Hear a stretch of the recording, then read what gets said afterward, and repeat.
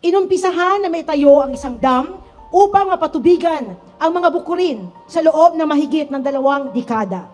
MMIP Stage 1 project ay nagsimula pa noong June 2006. Stage 2 o MMIP 2 dahil magbibigay ito ng patubig sa halos 10,000 ektarya ng lupa na ang area na yan ay mas malaki pa, higit ng 2 beses ang buong lungsod ng Maynila.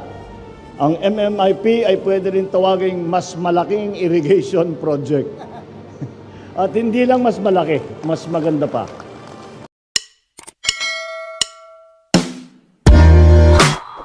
Mga kababayan, ang Pangulo ng Republika ng Pilipinas, His Excellency Ferdinand R. Marcos Jr.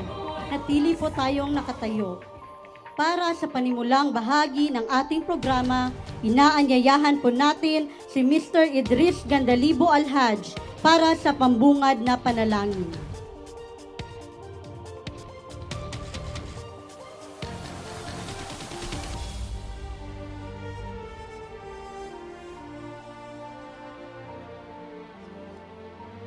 Rabbil Alamin, Ar-Rahmanir Rahim, Maliki Yawmiddin, Iyyaka na'budu wa iyyaka nasta'in, Ihdinas siratal mustaqim, siratal ladzina an'amta 'alaihim, ghairil maghdubi 'alaihim waladdallin.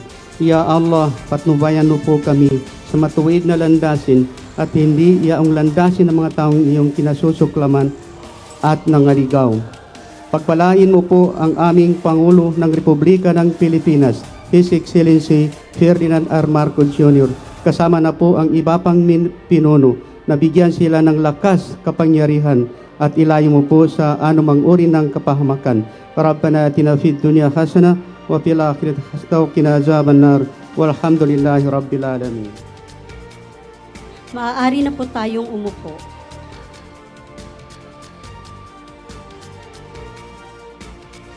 Upang magbigay ng kanyang pambungad na talumpati, inaanyayahan po natin si Cotabato Governor Emilio Talino Mendoza.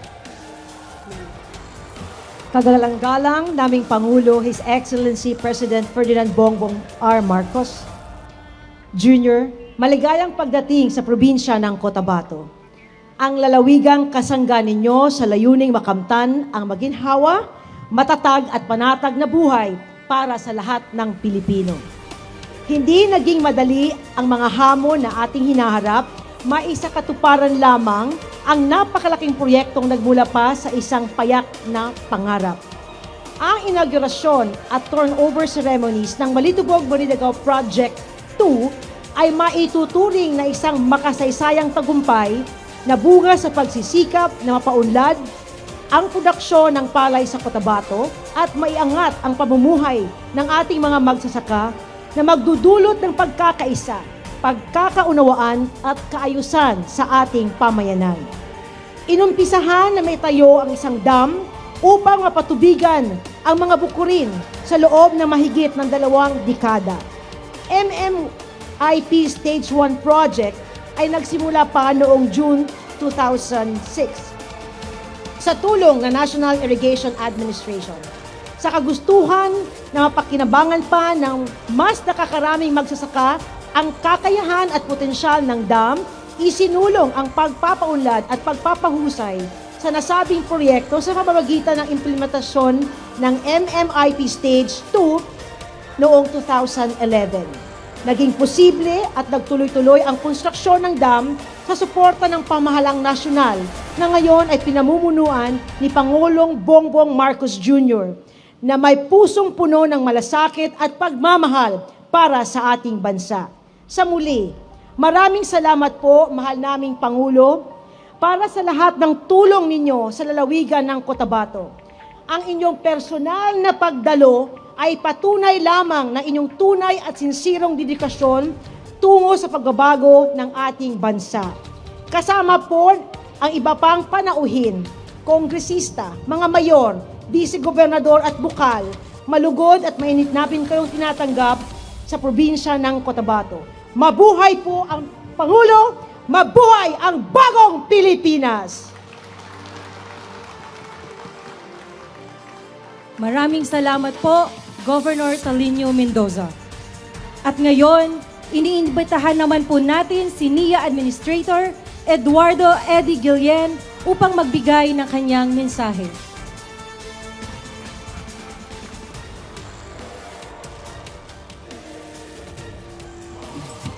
Sa ating mahal na Pangulo, His Excellency, President Ferdinand Bongbong Marcos Jr., Sir, at sa mga opisyal na kasama natin, mga kababayan, magandang hapon po sa ating lahat.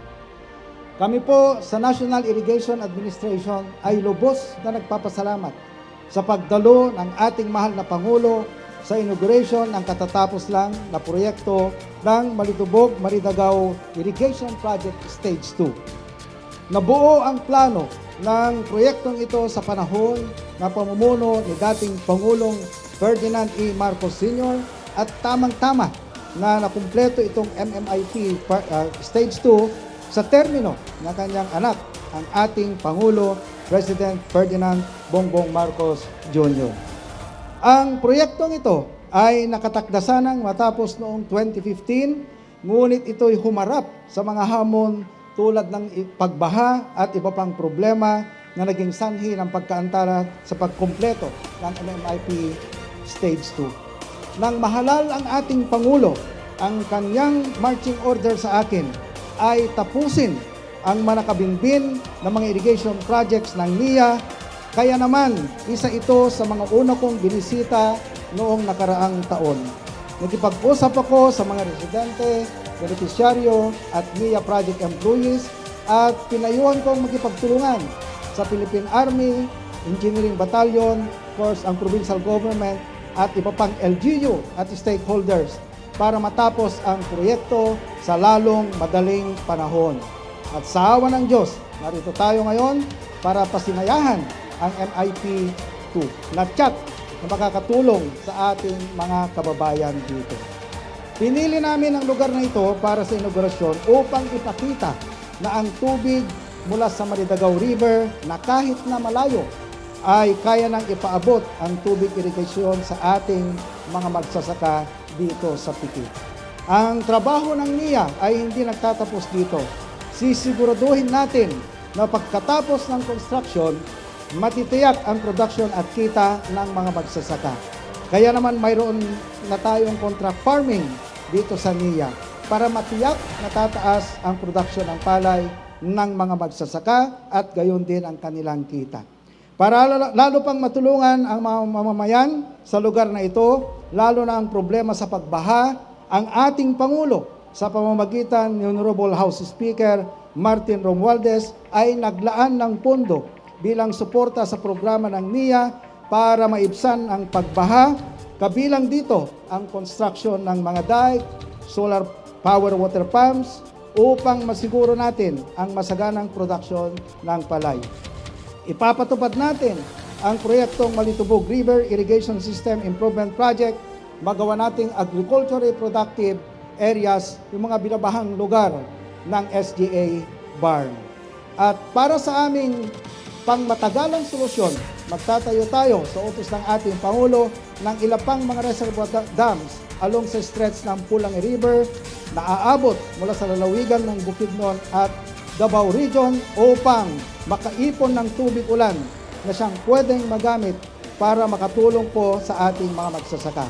Maibsan ang pagbaha sa lugar at mas mapakinabangan na natin ang tubig na may ipon. At panahon naman para saluduhan natin ang mga grupong naging kaisa natin upang matapos ang importanteng proyektong ito. Ang ating uniform personnel, ang ating engineering battalion, ang provincial government ng Cotabato, Goblala, LGU Pikit, at sa lahat po ng stakeholders na tumulong, maraming salamat po. Ngayon naman, panoorin natin ang overview ng proyektong ito na isang malaking patunay na sa pamumuno ng ating Pangulo, tayo ay patungo sa progresibo at masaganang bagong Pilipinas. Maraming salamat.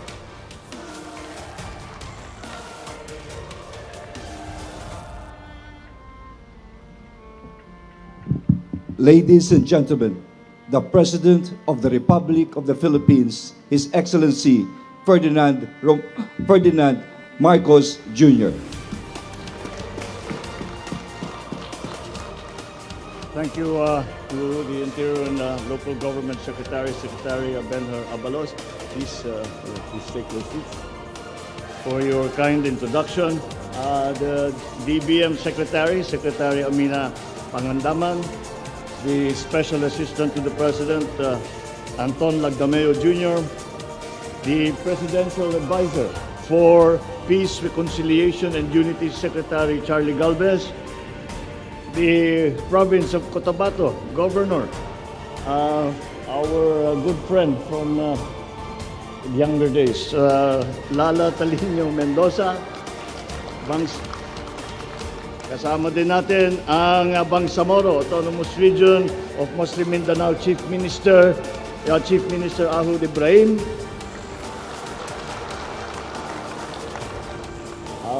The Pikit Municipal Mayor sumulong kay Sultan. Ang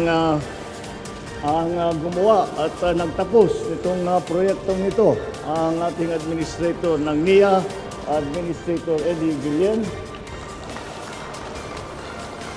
Fellow workers in government, mahal kong mga kababayan, ladies and gentlemen, our representatives of the province of Cotabato, ladies and gentlemen, good afternoon.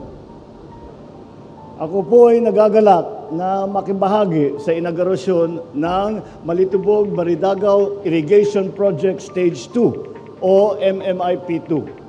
Dahil magbibigay ito ng patubig sa halos 10,000 ektarya ng lupa na ang area na yan ay mas malaki pa, higit ng 2 beses ang buong lungsod ng Maynila.